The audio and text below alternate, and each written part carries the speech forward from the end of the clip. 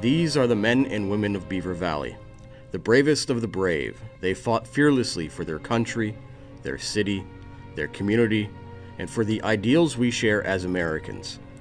They served proudly in World War II, Korea, Vietnam, the Gulf War, Iraq, and Afghanistan. Here now are their stories, their own experiences in their own words, the words of the heroes of Beaver Valley. The Battle of Normandy began on June 6, 1944.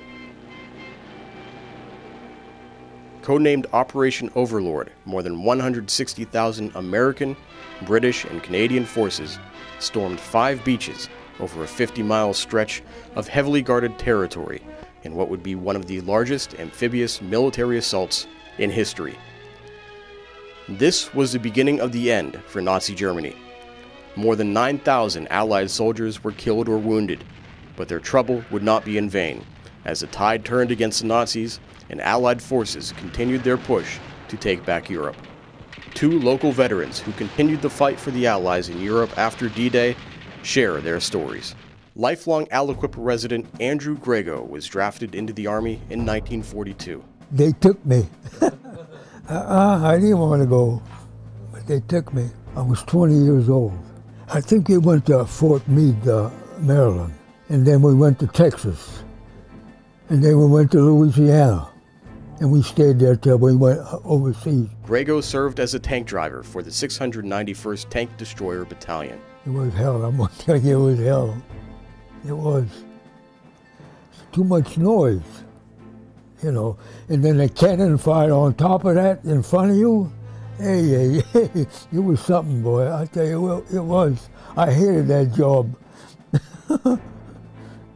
I did. It gets to you after a while, you know. After a certain length of time, man, you start shaking even. Because they're trying to kill you. You got to kill them. That was the name of the game, I guess, at that time. Oh, yeah. I was a pretty good shot, too. Oh, yeah. Yeah, that's a long time ago. Long time ago. The 691st made its way across northern France in support of multiple other divisions of the Army. We were in Nazi France, and we got there, we read the Germans out, and we got there that night. The next day, some kid comes, some small French kid. I said, give him chocolate, you know. So he started following me. I couldn't get rid of the kid. I told him, go home, you know. So one night, we're drinking coffee. He comes over, he brings his sister over. They were about 12, 13 years old. He brought his sister over. They want chocolate. So I had to go get chocolate for him, make, you know, chocolate for the kid. I tell you, it was comical, but I couldn't get rid of the kid. I tell you, about 10 days there, but I had to hide from him. Grego earned a Bronze Star for his part in a scouting mission in France. Well, we had to go, we were scouts, like. We got up on top of the hill, and we had watched the Germans. They're about 300-400 yards in front of us in the woods. So we had to go up and be spies, like, you know. The 691st pushed further into France and entered Germany, providing support in the Ardennes-Alsace region during the Battle of the Bulge. There were multiple times that Grego didn't think he was going to make it home alive. Don't bring that up. I don't want to talk about that crap. Oh, yeah. You start praying to God, boy. I mean, if you believe in God, you start praying. No kid, get on your knees too, boy. That's true, that's a fact. But you're always shaking, like, you know. I don't know, from the shells and all that stuff, boy, but after a while it gets to you. Starts shaking, you know. You can't stop it.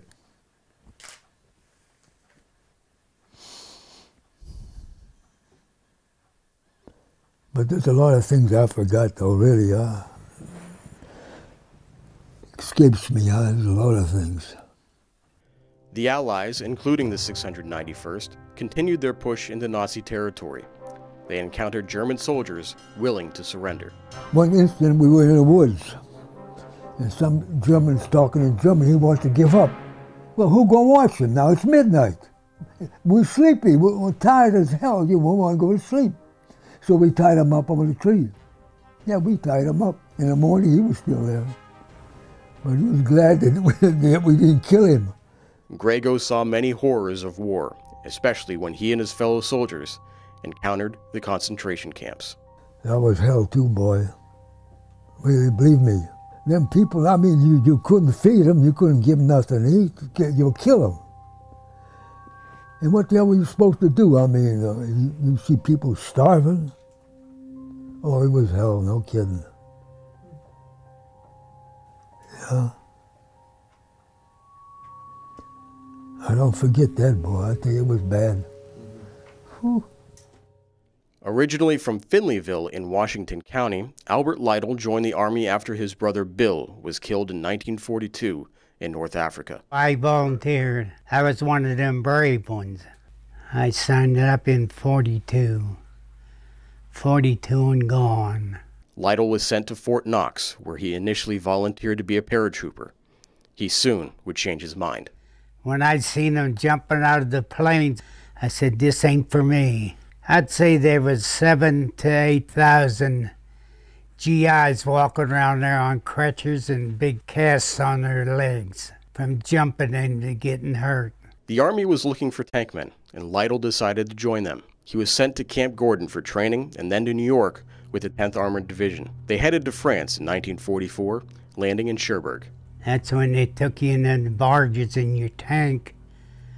And when the barges belly down, they flew open to the gate and out you come with your tank in the water, and you got ankle deep water in your tank. The 10th Armored Division helped take the French city of Metz. It was outside of Metz in Merzig, Germany, that Lytle was injured from a bazooka hitting his tank. And when it was firing, the gun barrel was over my hatch. When I threw the hatch open, it had come over a half a foot, and it hit the gun barrel. So I had to crawl through the tank to get out the other side. And the tank was on fire. I had the side of my face, neck, and hands burnt. I dove out of the assistant driver's seat onto the muddy field, and I'm rolling it to beat the fire out of me. And as a sergeant from the infantry, he crawled out of the trench and come up and helped beat the fire out of me. At the fire out, and he told me, go this way. And I was crawling, going up that way up to the outfit. First sergeant, he looked at me. I said, don't look at me, blow on me, I'm burning. But I made it. The ambulance come in, took me right out to a makeshift airport, flew me into the 110th General Hospital in England. Lytle spent 2 months in the hospital before returning to the front lines. He and the 10th Armored Division then battled the Germans for Bastogne. That's where we was wiped out. We went in there with about 80-some men. We come back out of there with 7. So, some of them lost their tanks. They made the mistake of turning around to get out. You turn around to get out, you give your big side of your tank to the enemy. It's figured this way, if I went in, all I gotta do is throw it in reverse and take off backwards. Because if I could go in, I can come out. Yeah, I was scared. And there wasn't no hesitating or holding up. You did it. They got reinforcements, more equipment. We went back in, took it over. And we found a lot of our buddies with their hands tied. And they dragged them through the streets, showing them what they do to the American pigs. But you don't hear much of that. The 10th Armored Division also battled in Trier, the Rhineland, and Stuttgart. At different times they used to call me Crazy Sal. You had to be crazy. You stuck in that tank for like 2 days. Nothing to eat, nothing to drink. You got food, 10 rations. You can't get to the rations because they're out in the trunk on the back of the tank.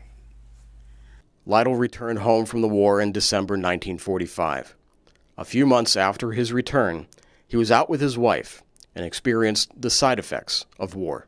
I'll say it was February or March at home, walking down the back street, and over in the tree lines, they were cutting trees down. And this tree, when they was cutting it, it was falling and swirling, like the Germans' 88s would. And I thought it was a gun going, a gun. I grabbed her and pulled her up against the house. People I didn't know, but I was getting out of the way. And here it was a tree falling, and the tree was cracking, just like a German gun. But she didn't get hurt.